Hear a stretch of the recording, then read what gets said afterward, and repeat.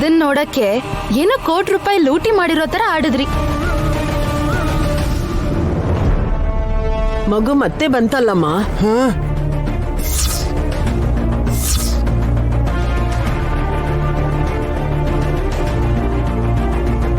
ಈ ಸಲ wire ತಂದಿದ್ಯೋ fire ತಂದಿದ್ಯೋ Gayatri? ಅದೇ ಬಂದ ಹೊರಗೆ.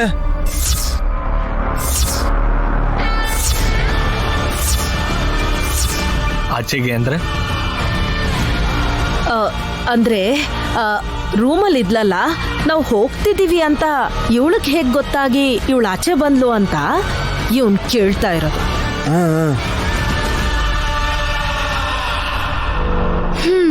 ಆ ಮಗು ನಿಮ್ ಪ್ರಾಣ ತೆಗೆಯಕ್ಕೆ ಹುಟ್ಟಿದೆ ಅಂತ ಅರ್ಥ ಆಗ್ತಿದೆ ಅತ್ತೆ.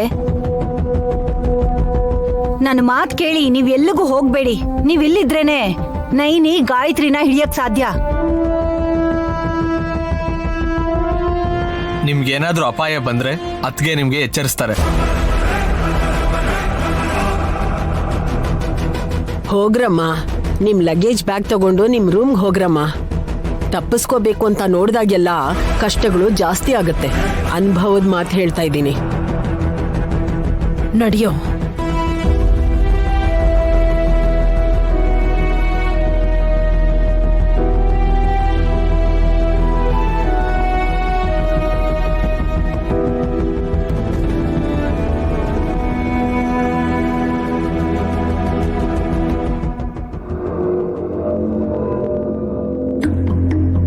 ಸುಮನ, ಕೇಳಿಸ್ತಿದೆ ಚಿಕ್ಕ ಯಜಮಾನ್ರೆ. ನನ್ ಮಾತು ಕೇಳಿಸ್ಕೊಳ್ಳಿಲ್ಲ ಅಂದ್ರೆ ನಿನಗೆ ನಷ್ಟ. ಏನ್ ಹೇಳಿ? ಯಾವುದಕ್ಕೂ ಒಳ್ಳೇದು ಅಮ್ಮ ಮತ್ತೆ ಬ್ರೋ ಇಂದ ನೀನ್ ಸ್ವಲ್ಪ ದೂರ ಇದ್ರೆ ಒಳ್ಳೇದು. ಅವರೆಲ್ಲೋ ಇದ್ದಾರೆ, ನಾನು ಇಲ್ಲಿದ್ದೀನಿ. ತಲೆಯಲ್ಲಿ ಬುದ್ಧಿ ಇಲ್ದೇ ಇರೋರ್ ತರ ಮಾತಾಡ್ಬೇಡ. ದೂರ ಇರೋದು ಅಂತಂದ್ರೆ ಅವ್ರಗಳ ಯೋಚನೆಯಿಂದ. ನನ್ನ ಹತ್ರ ಏನ್ ಶೇರ್ ಮಾಡಿಲ್ವಲ್ಲ. ಆಸ್ತಿ ಬಿಟ್ಕೊಡ್ತೀವಿ ಅಂತ ಹೇಳಿದ್ರ?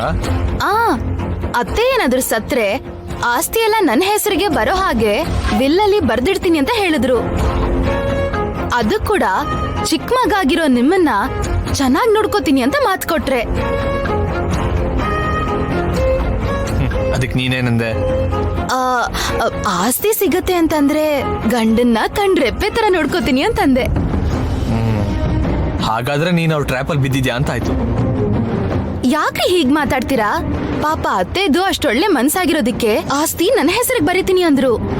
ಅಯ್ಯೋ, ನಾನು ಹುಚ್ಚ ಹೆಂಡ್ತಿ ಸುಮನ. ಬರ್ಕೊಡ್ಬೇಕು ಅಂತಂದ್ರೆ ರಾಹುಕಾಲ ಹೋದ ತಕ್ಷಣ ಒಂದ್ ಸೈನ್ ಹಾಕಿ ಅದನ್ನ ನಿನ್ ಕೈಯಲ್ಲಿ ಇಡ್ಬೋದು.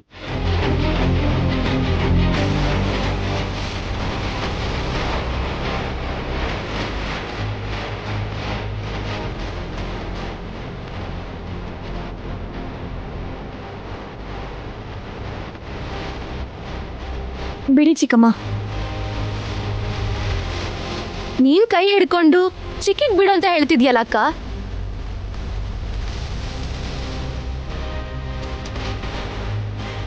ಏನಮ್ಮ ಬಿಡಕ್ಕೆ ಹೇಳ್ತಿರೋದು? ಲೈಟ್ ಹೌಸ್ ಕೈಲಿರೋ ಟ್ಯಾಬ್ಲೆಟ್ಸ್ ಕಣಮ್ಮ.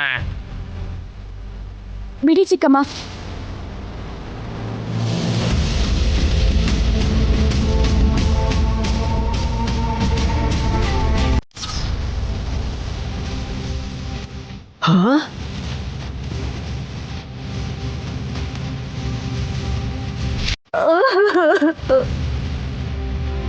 ಅಬ್ಬಾ, ಇಷ್ಟೊಂದ್ ಮಾತ್ರೆಗಳು ತಗೋಬೇಕು ಅನ್ಕೊಂಡ್ಯಾ? ಅಂಥದ್ದೇನಾಯ್ತಮ್ಮ ನಿಂಗೆ? ಅತ್ತೆ, ಏನಾಯ್ತು? ಈ ರೇಂಜ್ ಡಿಪ್ರೆಷನ್ಗೆ ಹೋಗೋ ಅಂತ ಪರಿಸ್ಥಿತಿ ಏನಿತ್ತು? ಏಯ್, ಸರಿಯಾಗಿ ಮಾತಾಡ್ಬೋದಲ್ವಾ? ಯಾಕೆ ಸಾಯ್ಬೇಕು ಅಂತ ಅನ್ಕೊಂಡ್ರಿ ಅತ್ತೆ? ಚಿಕ್ಕಿ ಸಾಯ್ಬೇಕು ಅನ್ಕೊಂಡ್ರ? ಯಾಕೆ? ವಿಕ್ರಾಂತ, ನನ್ನ ಎತ್ಕೋ ಎತ್ಕೋ, ಸಾಯಿಸ್ಬಿಡ್ತೀನಿ. ಅಯ್ಯೋ ಮಾವ, ಎತ್ಕೋ ಅಂತಂದಿದ್ದಕ್ಕೆ ಏನೋ ಅನ್ಕೊಂಡಿದ್ದೆ. ಅತ್ತೆಗೆ ಹೀಗೆ ಹೊಡೆಯೋದಕ್ಕ? ಸರಿಯಾದ ಸಮಯಕ್ಕೆ ಏನಮ್ಮ ಬಂದು ಕೈ ಹಿಡ್ಕೊಂಡಿದ್ದಕ್ಕೆ ಸರಿ ಹೋಯ್ತಪ್ಪ. ಇಲ್ಲಾಂದ್ರೆ ಎಂತ ಅನ್ಯಾಯ ಆಗಿರೋದು.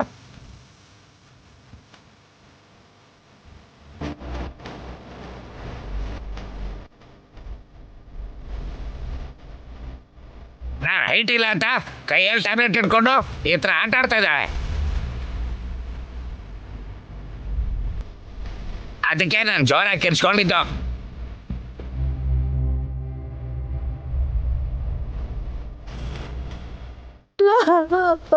ಏನಮ್ಮ ನಿಂಗೆ ಸ್ವಲ್ಪನಾದ್ರೂ ಬುದ್ಧಿ ಜ್ಞಾನ ಅನ್ನೋದಿದ್ಯಾ?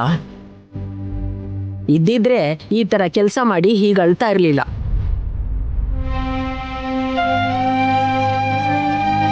ಬೈಬೇಡಿ ರತ್ನಮ್ನವ್ರೆ. ಪಾಪ ದುರಂದರನ್ಗೆ ಏನ್ ಕಷ್ಟ ಬಂದು ಇಂಥ ನಿರ್ಧಾರ ತಗೋಬೇಕು ಅನ್ಕೊಂಡ್ಲೋ ಏನೋ.